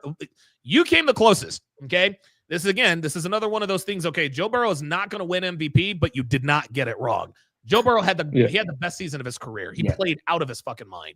Unfortunately, his defense is a sieve. Yeah. Okay, let's see. He was literally Tony Romo. Oh my God. Yo, dude. Yeah, pretty much. Jesus Christ. Yes. Oh my God. Yeah. Now, my coach. Oh, go ahead. No. So, who do you guys think is going to win the MVP? I think it's going to be Josh Allen, but it could be Lamar. I don't think it'll be Lamar. I think if it's not Josh Allen, it's going to be Saquon. But I think they're going to give it to Josh Allen. Lamar had Lamar threw for like, what were his stats? I think he threw for like 40 touchdowns and like 5 picks or something like that. Hold on, let me look at Lamar's stats. Yeah, no, look, I'd give it to Josh Allen. Great, but I'd give it to Josh Allen because he had less help because he didn't have a Derrick Henry, and he's never had MVP before. So that plays into it. Yeah, I think it'll be Josh Allen. But if you compare Saquon to Lamar, look, Lamar had a great season, but God, he had it wasn't. Here's Lamar's numbers. Here's Lamar's numbers. The thing is, Saquon had one of the greatest seasons ever for a running. That's very true. And if he had gone for the record, he most certainly would have gotten it for sure. He would have. Yes, absolutely. So Lamar, 66% completion percentage, 4,100 yards, 41 touchdowns, 4 interceptions. That is hard to argue with. That is hard. 41. Look, 4,100 yards, 41 touchdowns. That's a touchdown every 100 yards. That's damn impressive. 41 touchdowns, 4 interceptions. Those are like Aaron Rodgers type numbers, man. Those are Aaron Rodgers type numbers. That being said, hold on. Let's look at Joe Burrow's stats. Joe Burrow stats. There we go. Joe Burrow, Joseph Lee Burrow, Cincinnati Bengals. Joe Burrow. Oh my God. Joe Burrow threw for 4,918 yards, 43 touchdowns, and 9 interceptions. 70% completion percentage. Yikes. Holy moly. Good God Almighty. Let me look up Saquon's. And I think Saquon Barkley statistics. The thing with Saquon is not just that he ran for 2,005 yards. This dude averaged 5.8 yards a carry. Yeah, do you realize how much that is? This dude's averaging 6 yards a carry. So if it ain't Josh Allen or Lamar, I agree. I think they got to give it to Saquon. Maybe that's just me being biased. All right, let us move on to the coach of the year. My coach of the year candidate was DeMeco Ryans. I think the Houston Texans, they definitely took a step back. And I think it was in large part because of that offensive line. The Houston Texans tended to think otherwise. They fired their offensive coordinator, Bobby Slowick. Miami J, your coach of the year would be Mike McDaniel. I didn't think that was a bad pick either. I thought that the Dolphins were going to be poised to, make a deep run into the playoffs. Unfortunately, the Tua concussions sort of derailed that. Yep. This was also a good pick for coach of the year. Raheem Morris, listen, man, they've got the rookie quarterback, Michael Penix Jr., but ahead of him was Kirk Cousins. Kirk Cousins started out great, but he literally hit the wall at the end of the year. So who is this year's NFL coach of the year? I got Sean Payton. I like that pick. You know what? It could be Dan Quinn. It could be. But I think or Dan Quinn. Oh man, yeah. Yeah, out of the nominees, the team that exceeded expectations the most was the Denver Broncos. Yeah, I agree. I think I'm going with the Denver. I'm going with Sean Payton and the Denver Broncos. They're in salary cap hell. They're paying Russell Wilson $39 million not to play football. You got a rookie quarterback and you get to the playoffs. So I'm good with that. I'm definitely good with that. Okay, it is now time as we round third and head for home. It is time for our AFC and NFC championship picks. Listen, man, this is Championship Sunday is tomorrow. The AFC done. Yeah. Sorry to cut you off, but we didn't do comeback player of the year, and I think it's important to note that we all picked Aaron Rodgers. Oh my God, no, we all got that one very wrong. Oh my God. We picked Aaron Rodgers for comeback player of the year. We did, really? Yeah, all of us. That was a unanimous pick. I think the comeback player of the year is obvious. That's got to be Sam Darnold. I agree. Or it's got to be Sam Darnold. I think a dark horse, maybe almost a crowd favorite, might be Damar Hamlin. But yeah, I think it's going to go to Sam Darnold. Yeah, DeMar Hamlin, I think, is on the ballot, if I'm not mistaken. But it's got to be Sam Darnold. Like, it's I don't think there's... I agree. I don't think anyone... It could go to Burrow. It could go to Joe Burrow also. It could. But Sam Darnold, I think, is the prohibitive favorite. I think the reason why it'll go to Darnold is because nobody thought Joe Burrow... Everyone knew he was going to start for the Bengals, right? Yeah. Like, even with the wrist injury, nobody thought that Sam Darnold would have the year he had in Minnesota. Like, he has completely upset the apple cart. Mm-hmm. And it's actually a good problem to have. The Minnesota Vikings actually have a pretty good problem. They got a rookie quarterback they drafted number 9-ish overall, and they got a guy who just had a career year under Kevin O'Connell. So let me pose this question to you guys. What should the Minnesota Vikings do with Sam Darnold? Jay Blaze, go. I think they should give him a Baker Mayfield contract because I think they overdrafted JJ. Okay. Yeah. I agree. I think they overdrafted him too. What do you think, Miami J? I agree. I think, honestly, I think JJ was probably a second rounder who got lucky, got moved up. So yeah, if anything, I'd trade him. Try to get a second round pick for him, maybe. And and give Darnold a Baker contract. I would dude, 3 for 3. If they don't trade JJ McCarthy, I think the Vikings should franchise tag Sam Darnold. And I think they should trade JJ McCarthy. You want to know why? Because JJ McCarthy's value will never be higher as far as the trade is concerned. Yep. He is the great unknown. We've got this first round quarterback that we're trying to get rid of, and teams will pay top dollar for that. Yep. You might get him the Raiders to bite. Yeah. Ooh, that's a good shout. A good one. That's a good one. Mario Martinez says, nope. Let's try the national championship quarterback, McCarthy. Yeah, listen, man, there have been a lot of really, really good college football players who are really, really bad NFL players. Andre Ware, University of Houston. Ken Dorsey, University of Miami. Danny Warfel, University of Florida. Tim Tebow, University of Florida. Mario Martinez says, Darnold is a placeholder quarterback. That's all. Due respect, Mario Martinez, that's literally the dumbest thing I've heard all year. He had an MVP caliber season. Yeah, dude. Right. This dude, there's no such thing as a placeholder quarterback that wins 14 games. Sorry, Mario. You got to watch. Dude, bro, you got to stop watching sports talk and start watching the games, dude. Holy shit. A placeholder? Hold on, let me look up Sam Darnold's. Hold on. Sam Darnold statistics. Oh, and there's a reason he was the second overall pick. He was the number 1 overall pick for the Jets. He was number 1? Yes. No, Baker was number 1 that year. Yeah, Baker was number 1. Baker went to the Browns and he went to the Jets. Yeah, placeholder quarterback. 4,319 yards, 66% completion, 35 touchdowns to 12 interceptions. Yeah, placeholder quarterback. Yeah. The Minnesota Vikings would be stupid to let Darnold walk out the door and let the unknown J.J. McCarthy start. I agree with you, Miami J, and I agree with you, Jay Blaze. I think they should trade J.J. McCarthy and give Sam Darnold the Baker Mayfield contract, 100%. Yep. And don't listen to fans like this. Oh, my God. Seriously? Darnold is a placeholder quarterback? Jesus Christ. Oh, my God. All right, now, to the AFC Championship game. It is basically the Arrowhead Invitational. This is for all the marbles, or some of the marbles. The Lamar Hunt Trophy will be passed out in Kansas City. We are going to go to our picks right now. The first pick, Miami J, you've got the Chiefs winning this 41-31. Tell me what.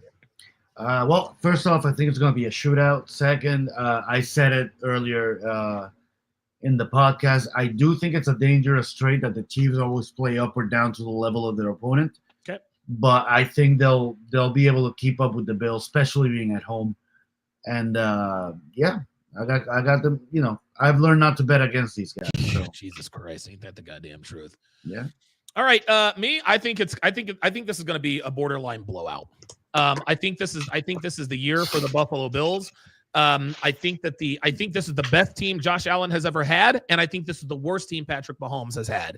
And even though this game is in Kansas City, this is and they've talked about this all week. This is a legacy game for Josh Allen. There is far more pressure on Josh Allen than there is Patrick Mahomes. Tell me what you want about him going for the three-peat. Mahomes' legacy, it's cemented.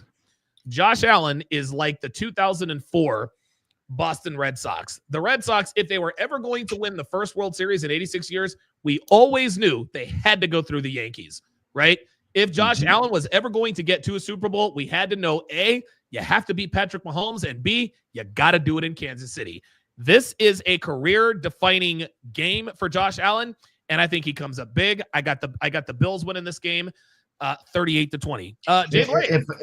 Before we get to Blaze, if I can say a couple things. One, I love that Allen versus Mahomes is kind of turning into the new Brady versus Manning rivalry. Yes.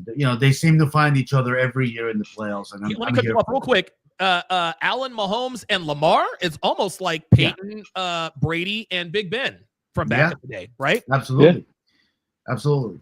The second thing that I'll say, and maybe I'm a little bit biased because I'm a Dolphins fan, but I don't know why. I just feel like Buffalo's destined to never really win a Super Bowl.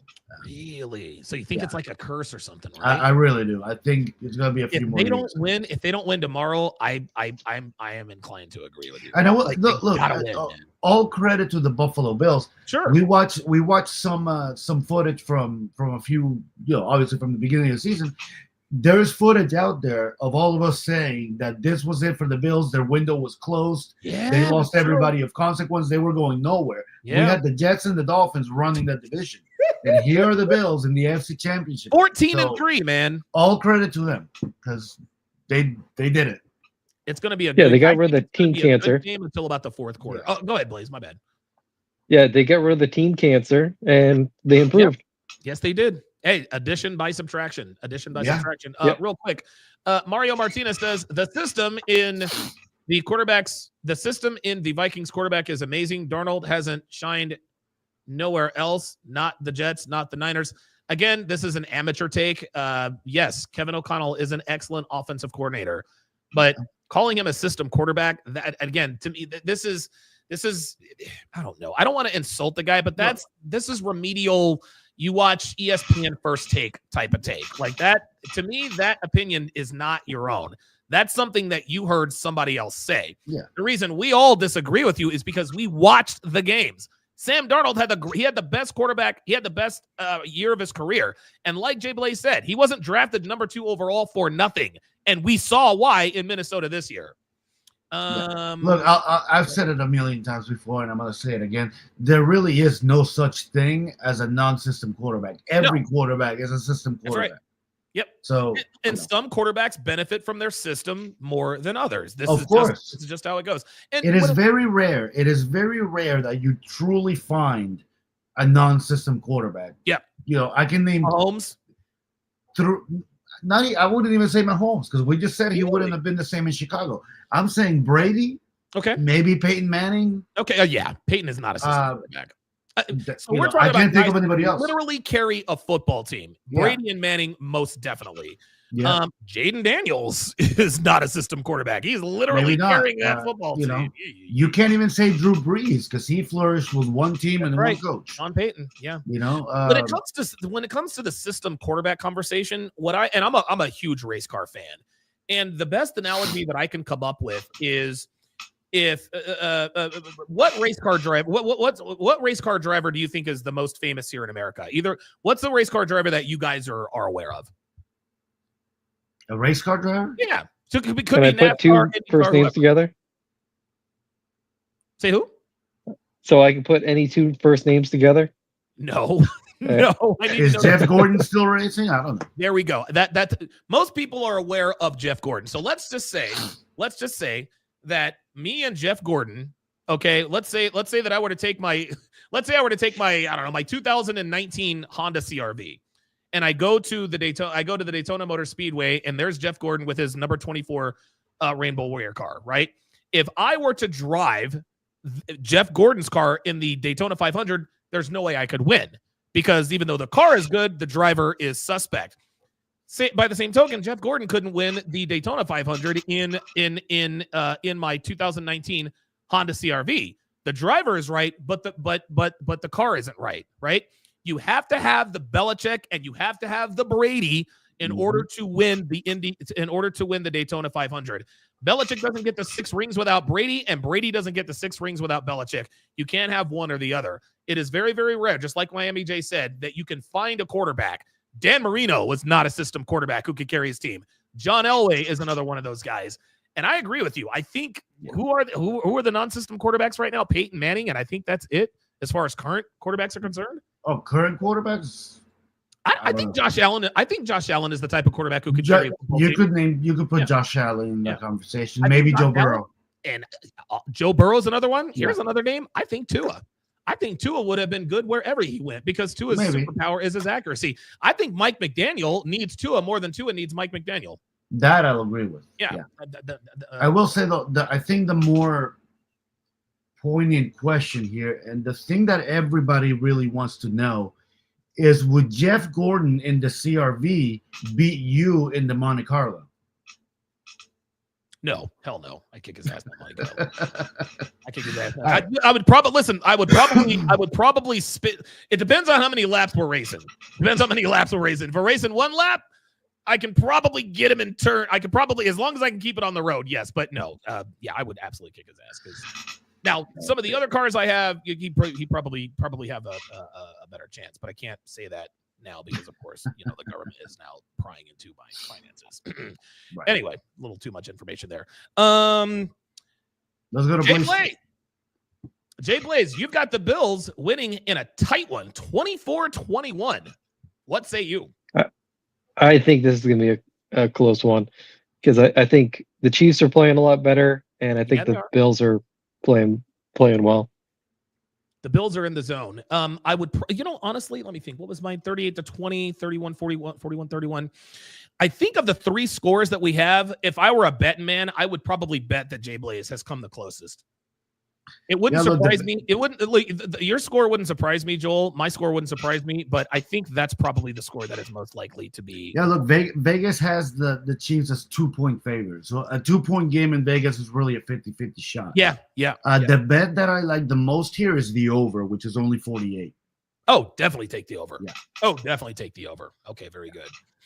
And of course, on the other side of the bracket, the early game, which is going to be tomorrow at noon Pacific.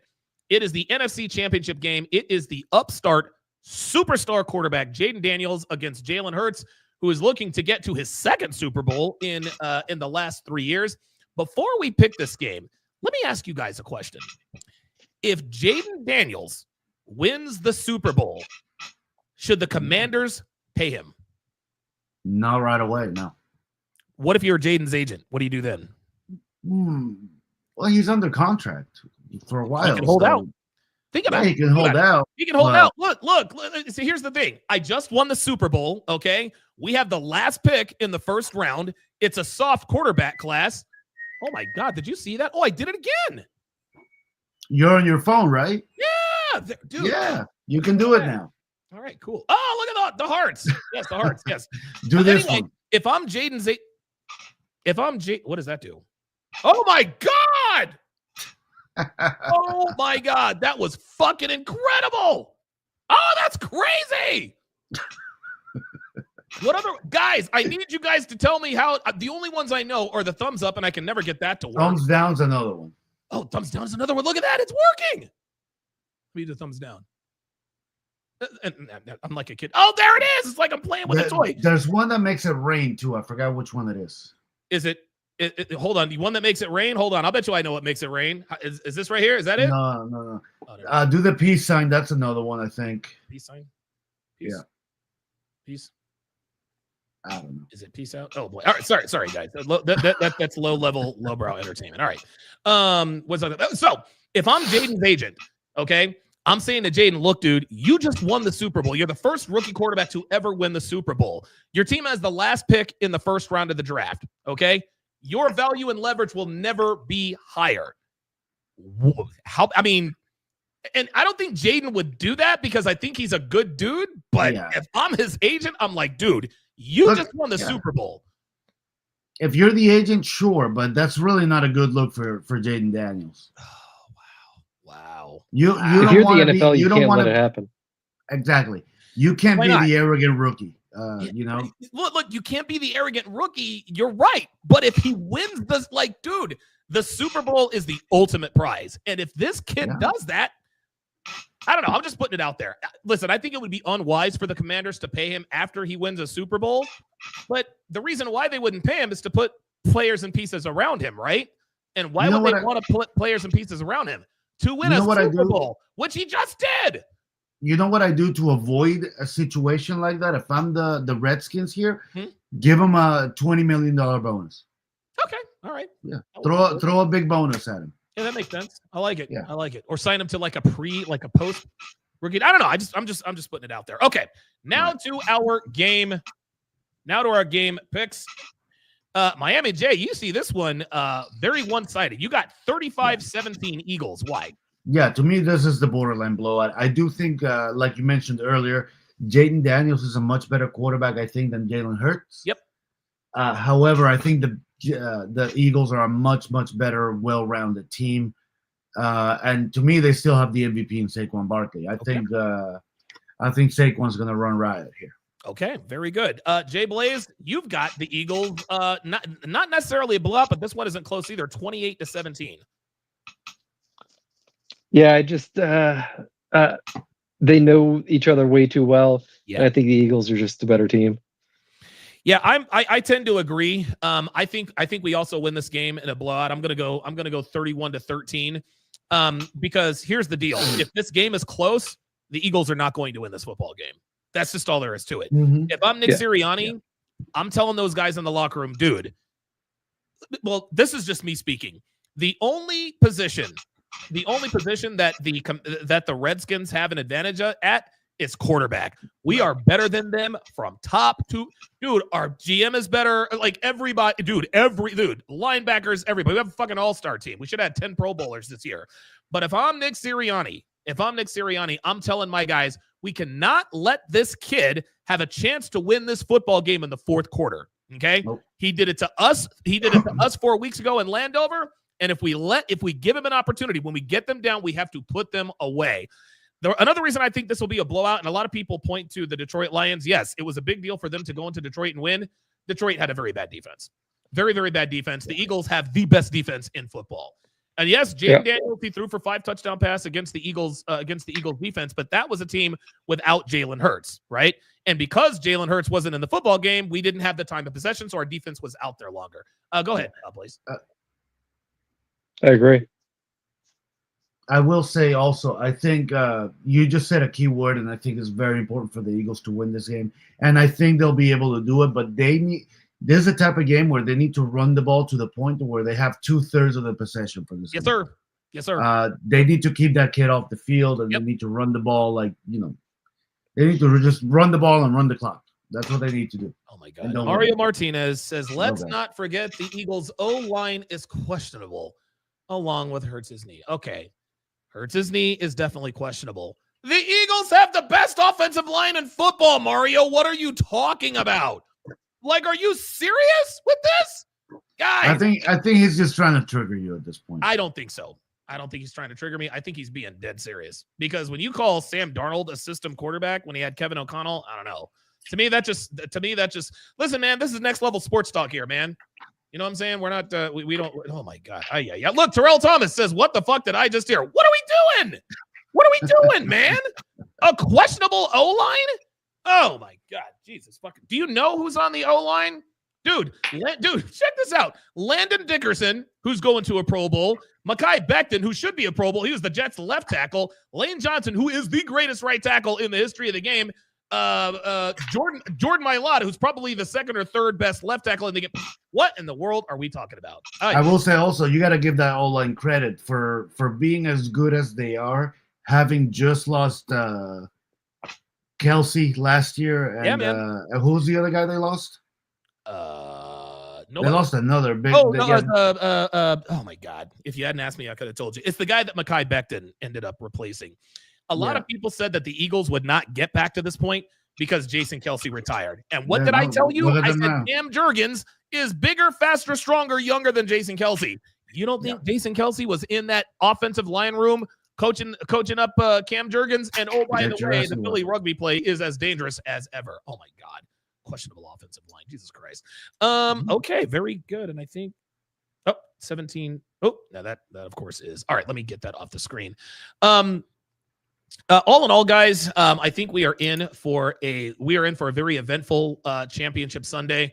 Yeah. A lot of people say that the best weekend in football is the divisional round, and I tend to agree.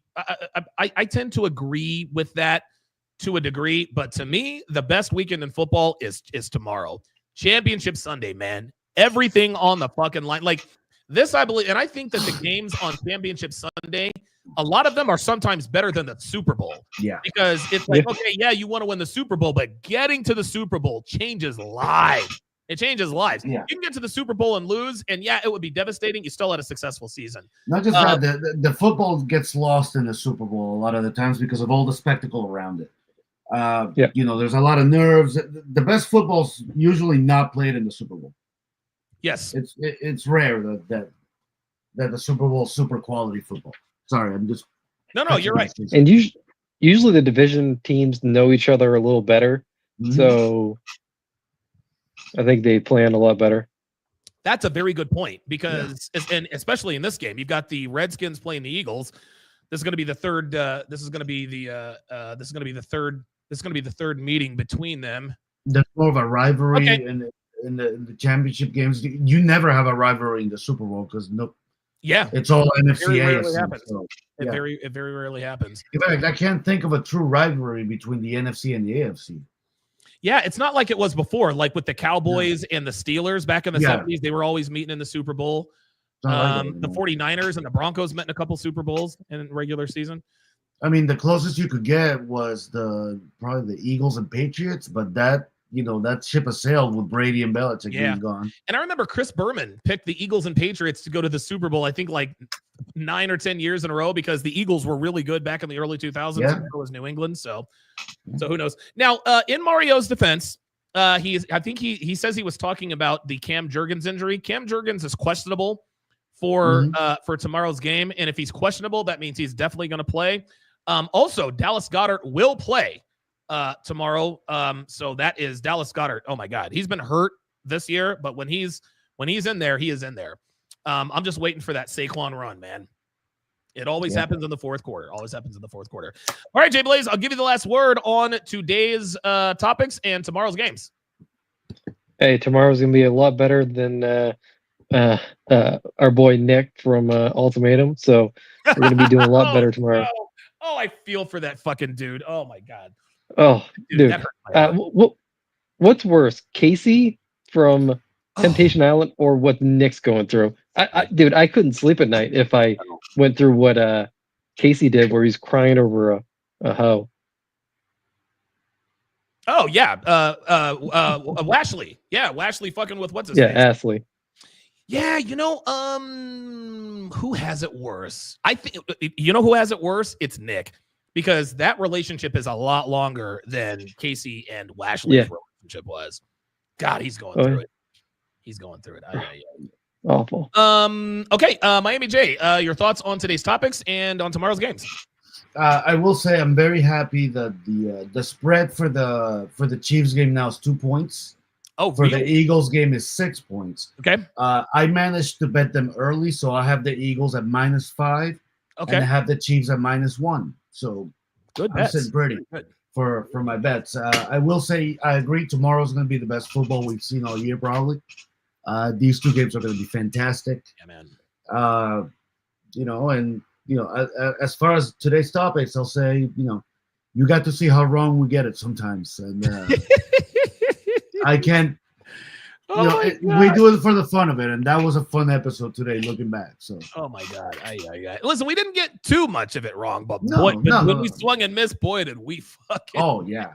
Oh my God, the fucking Browns and Aaron Rodgers. Oh Jesus! Like Aaron Rodgers is gonna go. Oh my God, Jesus Christ! I'm gonna burn that. I'm gonna burn that episode.